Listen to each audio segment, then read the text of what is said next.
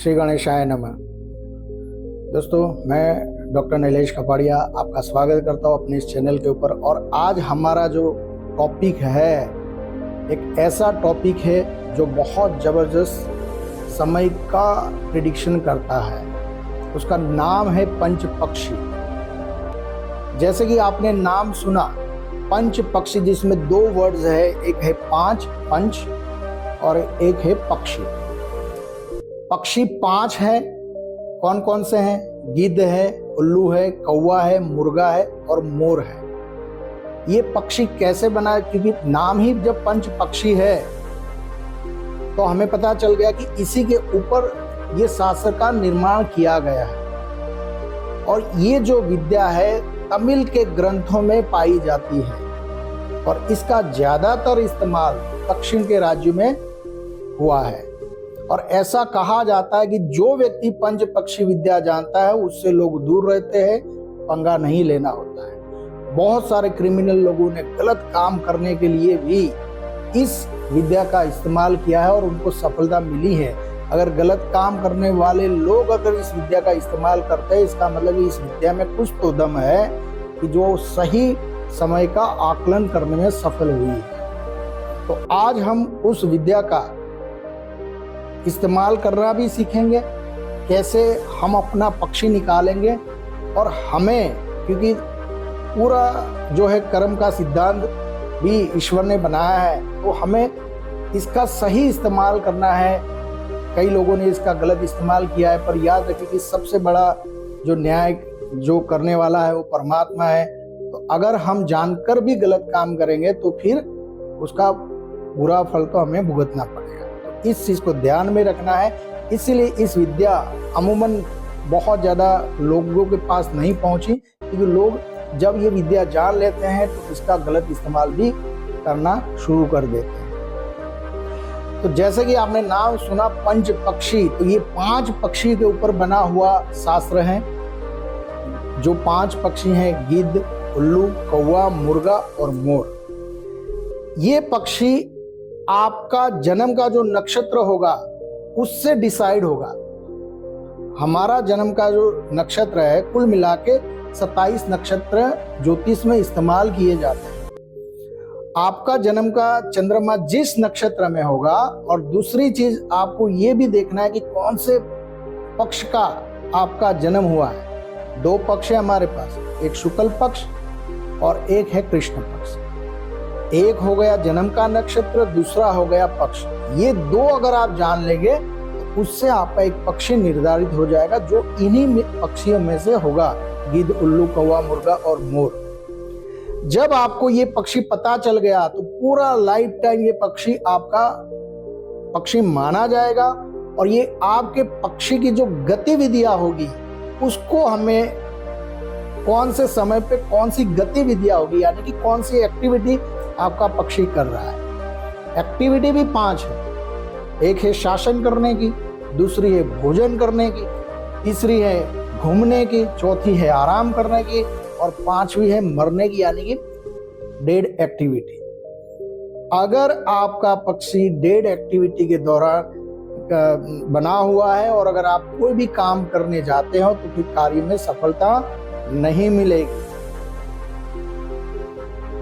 तो कैसे निकाले हम ये पक्षी अपना? तो वो मैंने बताया कि आपका जन्म का चंद्रमा, और जो जन्म का चंद्रमा जिस नक्षत्र में होगा और जिस पक्ष का आपका जन्म हुआ होगा उससे एक पक्षी बनेगा, जो आप एक चार्ट के माध्यम से यहाँ पर समझ पाएंगे कि आपका जन्म का नक्षत्र क्या है और कौन से पक्ष का आपका जन्म हुआ है।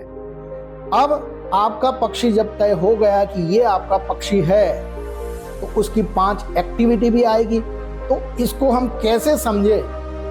इसको समझाने के लिए मैं एक आपको छोटी सी कहानी बना के बता रहा हूं, जो सिर्फ समझने के लिए हम इसका इस्तेमाल करेंगे, जो मैंने अपने से खुद से बनाई है, ताकि इस पंच पक्षी विद्या को आप आराम से अच्छे से समझ पाओ। तो कहानी क्या है? भगवान सूर्य नारायण रोज अपना एक दरबार लगाते हैं। इस दरबार में 5 पक्षियों को निमंत्रण दिया जाता है। ये वही पक्षी हैं, गिद्ध, उल्लू, कौवा, मुर्गा और मोर। ये 5 पक्षी को रोज बुलाया जाता है और भगवान सूर्य नारायण उनको आदेश देते हैं और उनको एक एक्टिविटी देते हैं, टास्क देते हैं कि आपको दिन भर ये एक्टिविटी करनी है और रात्रि भर भी एक्टिविटी करनी है, यानी 24 घंटे आपको ये काम करना है। तो उनको एक्टिविटी दे दी जाती है। एक्टिविटी 5 है, शासन करना, फिर भोजन करना, फिर घूमना, फिर आराम करना और मरना। तो कैसे एक्टिविटी कर रही है, तो बताया गया कि सूर्योदय से लेकर सूर्यास्त जो है, ये जो समय बनेगा उसको आपको आपस में बांट लेना है। पक्षी 5 है तो दिन के 12 घंटे 5 पक्षी में डिवाइड होगा, 2 घंटा 24 मिनट एक टाइम स्लॉट बनेगा जिसको बोला जाता है यम। दिन के 5 यम, उसी तरह रात्रि सूर्यास्त से सुबह सूर्यास्त तक फिर 12 घंटों को 5 से डिवाइड करेंगे तो रात्रि के 5 यम बन जाएंगे। दिन के 24 घंटे के ये 10 यमा की एक्टिविटी उनको दी गई। अब जब पक्षी 5 है, 12 दिन के 12 घंटे डिवाइड हो गया तो एक यम बना जो 2 घंटा 24 मिनट, उसमें 5 एक्टिविटी 5 पक्षियों को दी जाती है। अब देखिए पक्षी 5 है, एक्टिविटी 5 है, यमा भी 5 है। और उनको बताया गया दूसरा रूल्स कि जब आपका 2 घंटा 24 मिनट एक एक्टिविटी खत्म होगी, उसके बाद आपस में ये एक्टिविटी एक्सचेंज करते रहना है और आपको रोज 5 एक्टिविटी प्रत्येक पक्षी को पूरा करना है। कौन सी? शासन की, भोजन की, आराम की, घूमने की और मरने की। यानी हर पक्षी दिन के दौरान ये 5 एक्टिविटी से गुजरेगा। अब तीसरा रूल्स ये बनता है कि जो पक्षी जिस एक्टिविटी में होगा उस एक्टिविटी में दूसरा पक्षी नहीं होगा, क्योंकि पक्षी 5 है, 5 एक्टिविटी है तो हर एक पक्षी के पास कोई ना कोई एक्टिविटी होगी। हाँ, 2 घंटा 24 मिनट जब वो टाइम खत्म होगा उसके बाद वो अपनी एक्टिविटी दूसरे पक्षी से बदल देगा। अब हमें कैसे पता चलेगा कि हमें कैसे सफलता मिलेगी? तो सबसे पहले बता दूं, अगर आपके जन्म के पक्षी की शासन करने की एक्टिविटी है, जिसको बोला जाता है रूल करने की, शासन करने की, ये 100% 100% सफलता देने वाली एक्टिविटी का टाइम है। यानी कि 2 घंटा 24 मिनट अगर आपको दिन के समय का पता चले तो आप उस समय के दौरान आपके जितने भी कार्य है अगर उसको आप पूरा करते हो तो 100% सफलता मिलेगी। किसी को मीटिंग में जाना है, किसी को एग्जाम देने के लिए जाना है, किसी को इंटरव्यू के लिए जाना है, किसी को कोई डील करना है, किसी को सामान बेचना है, किसी को कॉल करना है, कॉल पर भी काम होते रहते हैं। तो अगर ये समय का आप इस्तेमाल करेंगे तो आपको 100% सफलता मिलेगी। अब दूसरे नंबर पर जो एक्टिविटी वो भोजन करने की, तो पहले नंबर पे शासन, उसके बाद भोजन करना जो 75% आपके कार्य को सफल कर देगा, 25% नहीं करेगा। तो उसका भी नेक्स्ट क्रम, क्योंकि पूरा दिन काम करना रहता, हमें तो पूरा दिन काम करना रहता है, तो दूसरे नंबर पे ये भोजन करने की एक्टिविटी भी आप इस्तेमाल कर सकते हैं। उसके बाद तीसरे नंबर पे है घूमने की। आपका पक्षी अगर घूमने की एक्टिविटी में संलग्न है तो 50% काम होगा। उसके बाद अगर वो आराम कर रहा है तो 25% काम होगा। और अगर आपका पक्षी मरने की एक्टिविटी में है, डेड एक्टिविटी में है, तो आपका कोई भी काम नहीं होगा और आपको नुकसान होगा। तो अगर आप अपने पक्षी की एक्टिविटी जान ले, समझ ले,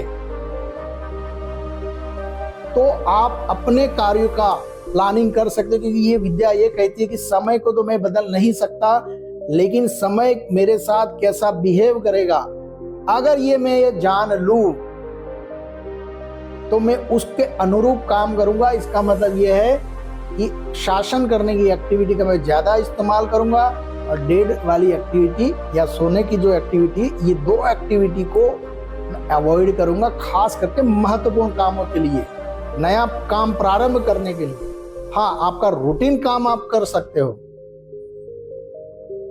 जैसे बाजार में कुछ लेने जाना है तो उसके लिए फिर आपको ये नहीं देखना है कि डेट वाली एक्टिविटी तो नहीं जाओ, रूटीन काम है, रोज के काम है।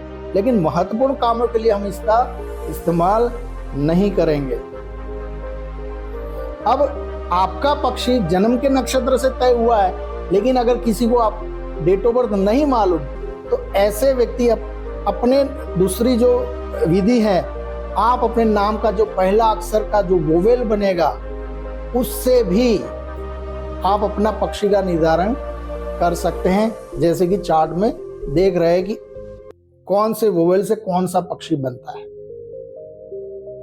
तो यहां पर हमें शासन करने की एक्टिविटी को ज्यादा इस्तेमाल करना है, लेकिन एक और तरीका भी है जिससे आप इसका बेनिफिट ले सकते हो। अगर आपको सामने वाले का भी पक्षी मालूम है कि सामने वाला व्यक्ति जो है उसका पक्षी की क्या एक्टिविटी है, अगर आप ये भी जानते हो तो भी आप उसके साथ डील कर सकते हो। कैसे? जो शासन करने वाला व्यक्ति होगा वो बाकी की सारी एक्टिविटीज, भोजन करना, घूमना, आराम करना, मरना, सभी एक्टिविटी पक्षियों के ऊपर हावी हो जाएगा सफलता शासन करने वालों के लिए। दूसरी जो एक्टिविटी में संलग्न पक्षी है, भोजन करने वाला, वो शासन करने वाले को तो हरा नहीं सकता, लेकिन उसकी जो नीचे की एक्टिविटी है, यानी कि घूमना, आराम करना और मृत्यु, इनको ये आराम से अपने फेवर में कर सकता है या डील कर सकता है अपने फेवर में, मतलब इन पक्षियों को हरा देगा, ऐसा मान के चलिए। फिर घूमने वाला जो पक्षी है, ऊपर की दो एक्टिविटी, क्योंकि उससे बलवान है ना, शासन 100%, भोजन जो है 75%, घूमने वाला 50%, तो ऊपर की दो एक्टिविटी वाला जो पक्षी जिनका होगा उनसे काम नहीं निकाल पाएगा, लेकिन नीचे का जो पक्षी होगा जो आराम कर रहा है और जो मरने वाला है, उसके ऊपर भी, उसके साथ भी अगर वो डील करता है तो उसको सफलता मिलेगी। उसी तरह जो घूमने वाला, आराम करने वाला पक्षी है, ये मृत्यु वाला जो पक्षी की एक्टिविटी जिसका होगा वो उसके साथ डील कर सकता है, बाकी के ऊपर को छोड़ के। और जब अगर आपके पक्षी डेड अवस्था में है तो आपको बिल्कुल भी कोई नया कार्य प्रारंभ नहीं करना। इसको डॉक्यूमेंट भी किया गया। अमिताभ बच्चन की फिल्म कूली के दौरान अमिताभ बच्चन जो है वो जो दिन चुना था, अभी तो मैं आगे बताऊंगा कि जैसे ये दिन की एक्टिविटी जो यमाज है 5, ये तो है हमारे 5 एक्टिविटी में, लेकिन दिन को भी बांटा गया है और रात्रि को भी बांटा गया, शुक्ल पक्ष और कृष्ण पक्ष के हिसाब से। तो जिस तरह 2 घंटा 24 मिनट का एक यम शासन की एक्टिविटी 2 घंटा 24 मिनट की बताता है, उसी तरह शुक्ल पक्ष और कृष्ण पक्ष में आपके पक्षी के जो डेज जो है वो शासन में है या डेड में है, वो भी निकाला जा सकता है। तो अमिताभ बच्चन का मैं एग्जांपल इसलिए देना चाह रहा हूं कि उस समय के दौरान उनका जो डे था वो डे भी डेड बता रहा था, और कुली फिल्म का जो समय का शूटिंग चल रहा था उसी समय उनका पक्षी जो उनके नक्षत्र से बनता है, जैसे हमने आगे देखा, उनका पक्षी की एक्टिविटी डेड थी, मरना थी। और उस समय जो शत्रु पक्षी, जो उस पक्षी, उनका अपना जन्म का पक्षी का अपना भी एक शत्रु पक्षी है, मित्र पक्षी भी है।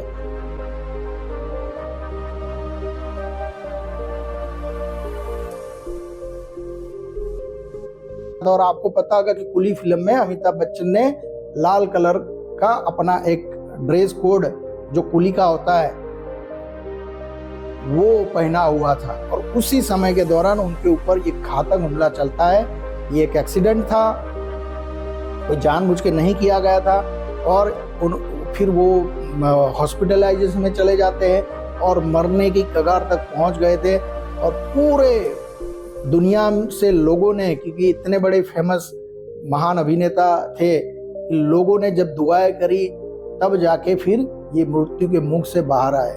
यानी डे भी खराब था, वक्त भी खराब था, कपड़े भी हुए थे। तो आप समझ सकते हो कि समय किस हद तक हमारे साथ खेल खेल सकता है। समय को ये नहीं पता कि आप कितनी बड़ी हस्ती हो, समय को ये नहीं पता है कि आप कैसा, कितने पावरफुल इंसान हो। वो तो आपके साथ सेम बिहेव करेगा जो हर व्यक्ति के साथ वो करता है। इसलिए जो विद्वान लोग हैं वो समय को ज्यादा महत्व देते हैं। अब आपका जो, ये तो मैंने बताया कि पक्षी की जो एक्टिविटी है वो दिन में भी 5 यमा है, रात्रि में भी 5 यमा है, अब शुक्ल पक्ष और कृष्ण पक्ष, ये जो एक्टिविटी है, ये भी आप चार्ट के माध्यम से समझ सकते हैं कि आपका जो पक्षी है, इसका शुक्ल पक्ष में कौन सा दिन रूल का है, कौन सी रात्रि सफलता देगी और कौन सा डेड एक्टिविटी में दिन और रात्रि होगा। इसके अलावा आपके पक्षी के जो मित्र पक्षी हैं, शुक्ल पक्ष में और कृष्ण पक्ष में अलग अलग होंगे, ये भी हमें पता होना चाहिए। तो ये अगर हमें ये हमारे पक्षी की एक्टिविटी मालूम है, मैंने बताया अभी आपको शुरुआत में कि लोगों ने इसका नेगेटिव इस्तेमाल किया, जैसे किसी को अगर नुकसान करना है और सामने वाले का पक्षी पता है तो उसी का जो डेट टाइम में उसके ऊपर जो हमला करने वाला पावरफुल पक्षी वाला लाके हमला करेंगे तो फिर उसको नुकसान होगा। इस तरह इसका गलत इस्तेमाल किया गया। लेकिन मैंने बताया कि हमें ऐसा नहीं करना है कि कर्म का जो सिद्धांत है वो कहीं ना कहीं हम जो करेंगे वैसा ही पाएंगे। तो अगर हम किसी का नुकसान करेंगे तो प्रकृति हमें फिर नुकसान करेगी ही, ये बात तय है। इसलिए जो विद्वान जानते हैं वो कभी भी नेचर के, प्रकृति के विरुद्ध काम नहीं करते। इसलिए हमें सिर्फ इसका इस्तेमाल इसलिए करना है कि हम अपने जीवन में सफलता, जैसे कि मैं कैसे करता हूँ, अगर मुझे कोई कार्य कुछ सिद्ध करना है या काम करना है तो मैं सामने वाले को बोलूँगा कि भाई आप इस टाइम के दौरान आप मीटिंग के लिए आना। मुझे लगेगा कि भाई 1-2 घंटा मेरे लिए ठीक नहीं है तो मैं उस समय को जाने देता हूँ, क्योंकि अगर सही समय होगा तो रिजल्ट भी सही आएगा। तो ये चीज, और मैं तो मेरे क्लाइंट को कभी भी डेट टाइम में और सोने वाले टाइम में नहीं बुलाता, क्योंकि उसको भी तो बेनिफिट होना चाहिए ना। तो उसका भी अच्छा टाइम हो, मेरा भी अच्छा टाइम हो, इस तरह हम एक मुहूर्त का चुनाव करते हैं। इसको मुहूर्त में ज्यादा इस्तेमाल किया जा सकता है। अब जैसे कि मैंने बताया कि प्रत्येक पक्षी जो है इसका एक्टिविटी से हम बेनिफिट ले सकते, तो और क्या बेनिफिट देगा ये विद्या, क्योंकि ये तो पंच पक्षी शास्त्र है, पूरा शास्त्र है। तो इसका प्रश्न कुंडली में भी इसका इस्तेमाल किया जाता है, शादी विवाह मिलन के लिए भी इसका इस्तेमाल किया जाता है, क्योंकि पक्षी का फेमिनाइन कैरेक्टर, मस्कुलिन कैरेक्टर ये भी बताया गया है। तो अगर मान लीजिए कि कोई व्यक्ति प्रश्न कुंडली के हम कैसा इस्तेमाल कर सकते हैं, प्रश्न कुंडली के लिए अगर कोई व्यक्ति आता है कि मेरा ये सामान चोरी हो गया है, अब जो व्यक्ति प्रश्न कर रहा है उस समय उसके पक्षी की क्या एक्टिविटी है ये हम ध्यान लेंगे, और जिस समय उसका सामान चोरी हुआ उस वक्त भी उसके पक्षी की क्या एक्टिविटी, यहां से आंसर निकलेगा। अगर वो भोजन करना और शासन करना है तो आराम से वो चीज वापस आ जाएगी, लेकिन अगर नीचे की कैटेगरी है तो फिर वो चीज वापस नहीं आएगी। यहां तक बताया जा सकता है मेल होगा, फीमेल होगा, किस एज का होगा, किस दिशा में गया होगा, कौन से कलर के कपड़े पहने होंगे, यहाँ तक ये पंचपक्षी विद्या आपको आंसर देगी। अगर आप यात्रा के समय के दौरान इस आपके पक्षी की एक्टिविटी को ध्यान में रखते हो, इसका दूसरा इस्तेमाल, जैसे आपको कहीं दूर देश के लिए यात्रा पे जाना है, आप ही के शहर में नहीं उसमें मत देखिए, वो रूटीन काम है। लेकिन अगर आप महत्वपूर्ण काम करने जा रहे हैं उस समय के दौरान अगर आपका पक्षी शासन अवस्था या भोजन अवस्था में है, बहुत जबरदस्त तरीके से सफलता मिलेगी। और अगर बाकी की अदर एक्टिविटी है तो फिर उसमें सफलता नहीं मिलेगी। अब ये हो गया 2 घंटा 24 मिनट का, और दिन का मैंने आपको बताया। अब जो 2 घंटा 24 मिनट होगा, आपने ज्योतिष में सुना होगा कि महादशा चलती, फिर अंतरदशा, फिर प्रत्यंतर दशा, फिर सूक्ष्म दशा, फिर प्राण दशा। इस तरह टाइम को डिवाइड किया गया है, यानी कि टाइम को और सूक्ष्म तरीके से देखा जाता है। 2 घंटा 24 मिनट का जो टाइम है उसको भी, क्योंकि पक्षी हमारे पास 5 हैं, तो 2 घंटा 24 मिनट को अगर हम इसको भी 5 भाग में बांट दें तो जिस तरह महादशा में अंतरदशा वाला टाइम मिलता है ना, उसी तरह उस टाइम को भी 5 भागों में 5 एक्टिविटी में बांटा गया। 2 घंटा 24 मिनट को पहले तो हम मिनट में कैलकुलेट करेंगे, 60 120 और 24 मिनट और यानी 144 मिनट डिवाइड 5 पक्षी से फिर करेंगे तो तकरीबन 28 मिनट का टाइम विंडो आ जाएगा। 2 घंटा 24 मिनट में भी ये जो 28 मिनट है, ये प्रत्येक 28 मिनट के 5 भाग बनेंगे। उसमें भी शासन, भोजन, घूमना, आराम करना और मरना, ये टाइम डिवाइड है। तो आप शासन में भी आप वो 28 मिनट को चुनेंगे जो शासन वाला या भोजन वाला होगा, और उस 28 मिनट को भी अगर आप 5 से डिवाइड करेंगे तो तकरीबन 5.5 मिनट के आसपास का आपको फिर एक टाइम विंडो मिल जाएगा, यानी कि एक मिनट तक जा सकते हैं। और फिर उस 5.5 मिनट को भी 5 से डिवाइड करेंगे तो आपको एक मिनट तक जा सकता है, उसको भी 13 सेकंड तक हम ले जा सकते हैं। और आप बोलोगे इतने टाइम, छोटे छोटे टाइम को हम डिवाइड करके क्यों देखेंगे? जहां सेकंड में काम किया जाता है, आपने देखा होगा शेयर मार्केट में इसका भी बहुत सारे लोगों ने और भी रूल्स के साथ, इसका अकेले इसको प्रयोग नहीं करना है क्योंकि मार्केट बहुत वॉलेटाइल होता है, तो इसके साथ और भी कुछ रूल्स लगा के इसका इस्तेमाल शेयर मार्केट में बखूबी किया गया है, उसके बहुत जबरदस्त प्रॉफिट लिए गए हैं। तो वहाँ एक मिनट में 2 5 सेकंड में इतना मूवमेंट आता है कि वहाँ सेकंडों का खेल होता है। अगर 5-10 सेकंड या आधा मिनट भी ऊपर नीचे आ जाए तो गलत सौदा आपको नुकसान कर सकता है, तो वहां तक इसका इस्तेमाल कर सकते हैं।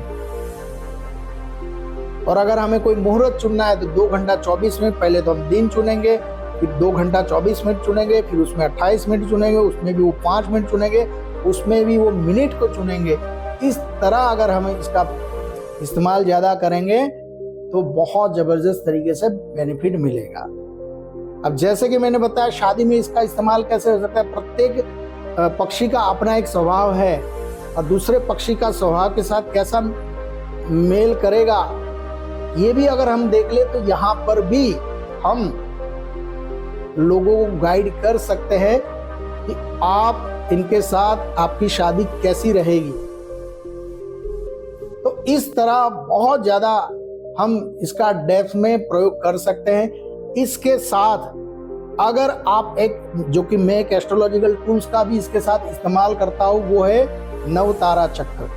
आपकी जन्म कुंडली में जो नवतारा चक्र है, आपके नक्षत्र कुल 27 नक्षत्र जो है उसको डिवाइड किया गया, संपद, विपत, मित्र, अति मित्र, इस तरह भागों में डिवाइड किया। जहां पर आपके नक्षत्र शुभ है वो दिन चुन लीजिए, और उस दिन के दौरान अगर आप ये 2 घंटा 24 मिनट जो आपका शासन या भोजन करने वाला टाइम को आप चुनेंगे तो बहुत बड़ा अच्छा रिजल्ट हमने यहाँ पर देखा है।